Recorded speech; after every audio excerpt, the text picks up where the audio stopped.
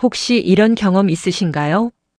칼을 쓰다가 순간 방심한 그 순간 손끝이 툭 하고 베이면서 피가 나오기 시작합니다. 괜찮겠지 하며 휴지로 닦아내지만 피가 멈추지 않고 계속 흐르기 시작하죠. 그때 머릿속이 하얘지며 이런 생각이 듭니다. 이거 병원 가야 하는 거 아닐까? 오늘은 바로 그 순간 칼에 베었을 때 피가 멈추지 않으면 어떻게 해야 하는지 실제 응급처치 지침을 바탕으로 알려드리겠습니다. 이건 단순한 생활 꿀팁이 아닙니다. 생명을 지키는 지식입니다. 칼에 베었는데 피가 멈추지 않는 이유, 그건 단순히 상처가 깊어서만이 아닙니다. 우리 몸에는 수많은 혈관이 촘촘히 연결되어 있고 그중 일부는 꽤 굵은 동맥입니다. 칼날이 그 혈관을 건드리면 피가 뿜어져 나오기도 합니다. 또 하나의 이유, 나이가 들수록 혈액응고 능력이 떨어지기 때문입니다. 고령층은 혈관벽이 약해지고 피가 응고되는 시간이 길어집니다. 게다가 혈액을 묽게 하는 약, 예를 들어 와파린이나 아스피린 같은 약을 드시는 분이라면 지혈이 훨씬 더 어려워집니다. 그래서 시니어에게 작은 배임은 결코 작지 않습니다.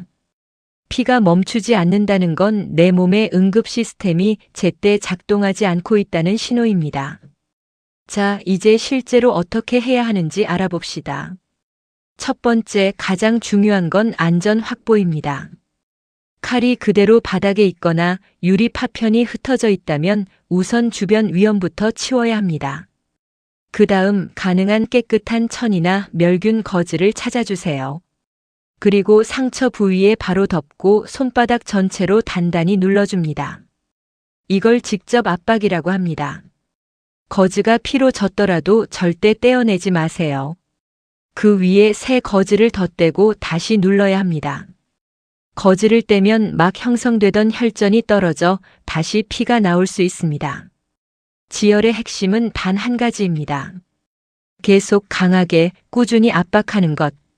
이 단계를 제대로 하면 대부분의 출혈은 멈춥니다. 그런데 10분 이상 압박을 했는데도 피가 계속 나온다면 어떻게 해야 할까요? 이건 단순한 상처가 아닙니다. 동맥이나 굵은 정맥이 손상되었을 가능성이 큽니다. 이럴 때는 당황하지 말고 가능하다면 지혈대, 즉 투르니켓을 사용해야 합니다. 투르니켓은 팔이나 다리 같은 사지 출혈에만 씁니다. 상처에서 5cm 정도 위쪽, 즉 심장 쪽으로 가까운 곳에 감아 피가 흐르지 않게 합니다. 하지만 일반인이라면 투르니켓 사용보다는 압박을 유지한 채 즉시 119 신고가 우선입니다. 119에 전화하면서 출혈이 심하고 멈추지 않는다고 반드시 말해야 합니다. 이 문장 하나로 응급구조대의 대응 속도가 달라집니다. 만약 전문 지혈 드레싱이 있다면 상처에 직접 대고 압박하는 것도 좋은 방법입니다. 하지만 이 역시 의료용 제품이며 평소 사용법을 알아둬야 합니다. 그래서 평소에 응급처치 교육을 받아두는 게 좋습니다.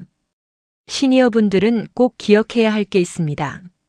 첫째, 혈액응고 속도가 느리다는 것. 둘째, 면역력과 회복력이 떨어진다는 것. 셋째, 지혈이 늦어지면 감염 위험이 매우 높다는 것입니다. 작은 칼베임이라도 피가 계속 나온다면 조금 더 지켜보자가 아니라 바로 병원에 가야 하는 상황입니다. 특히 손끝, 발끝, 얼굴처럼 피부가 얇은 부위는 조금만 깊게 베어도 신경이나 혈관 손상이 생길 수 있습니다. 또한 당뇨병을 앓고 있는 분들은 상처가 잘 아물지 않기 때문에 2차 감염으로 이어질 가능성이 높습니다. 피가 멈췄다고 방심하지 마시고 가능하면 병원에서 상처를 소독받고 파상풍 예방주사를 맞는 것이 좋습니다. 10년 이상 접종하지 않았다면 반드시 확인하세요. 이제 질문 하나 드리겠습니다. 언제까지 참다가 언제 병원에 가야 할까? 정답은 이렇습니다. 5가지 중 하나라도 해당되면 즉시 가야 합니다. 첫째, 10분 이상 강하게 눌러도 피가 멈추지 않을 때. 둘째, 상처 깊이가 1cm 이상이거나 속살이 드러날 정도로 깊을 때. 셋째, 피가 펑하고 튀거나 맥박에 맞춰 출혈이 리듬감 있게 나올 때, 이건 동맥 손상의 신호입니다. 넷째, 손가락이나 팔, 다리가 저리거나 감각이 없을 때, 신경 손상이 동반됐을 수 있습니다. 다섯째, 상처 주변이 붓거나 열이 나고 통증이 점점 심해질 때, 이건 감염이 시작된 겁니다. 이 중 하나라도 있다면 지체 없이 병원으로 이동해야 합니다. 피가 멈췄다고 끝이 아닙니다. 그 다음 단계는 상처 관리입니다. 먼저 상처를 덮은 거즈나 붕대가 피로 완전히 젖어 있다면 새 거즈를 그 위에 덧대고 다시 감아주세요. 거즈를 떼지 말고 위에 덧대는 게 중요합니다. 상처 주변이 더럽다면 식염수나 깨끗한 물로 부드럽게 닦아내고 항생제 연고를 살짝 발라두면 좋습니다. 그리고 붕대는 하루에 한 번은 교체해 주는 게 좋습니다. 만약 상처가 붓거나 열이 난다면 즉시 병원으로 가야 합니다. 시니어분들은 작은 감염도 폐혈증으로 번질 수 있기 때문입니다. 또한 상처 부위를 심장보다 약간 높게 들고 있으면 출혈과 붓기를 줄이는 데 도움이 됩니다. 단, 움직임이 어렵다면 억지로 올릴 필요는 없습니다. 중요한 건 안정된 자세입니다. 자주 나오는 질문들이 있습니다. 첫 번째, 얼음찜질 해도 되나요? 피가 날 때는 얼음보다 압박이 먼저입니다. 얼음은 일시적으로 혈관을 수축시킬 수 있지만 지혈 효과는 제한적입니다. 두 번째, 출혈이 멈췄다가 다시 나오는 건 왜일까요?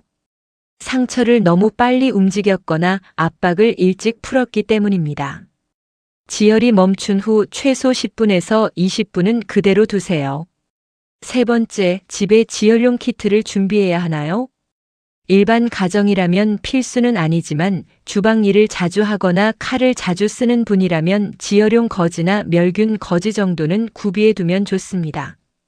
전문가 교육을 받은 분이라면 투르니켓을 함께 준비해 두는 것도 괜찮습니다.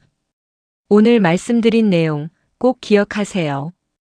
칼에 베었을 때 피가 멈추지 않는다는 건 몸이 위험 신호를 보내는 겁니다. 가장 먼저 해야 할 일은 직접 압박. 그리고 절대 당황하지 말고 119에 신고하는 겁니다. 그 두 가지만 기억해도 당신의 생명을 지킬 수 있습니다. 시니어 여러분, 우리가 알고 있는 작은 지식이 누군가의 생명을 구할 수 있습니다. 오늘 배운 내용을 가족에게도 알려주세요. 오늘 영상이 도움이 되셨다면 구독과 알림 설정 잊지 마시고요. 지금까지 100세 건강생활이었습니다. 항상 조심하시고 안전하게 생활하세요.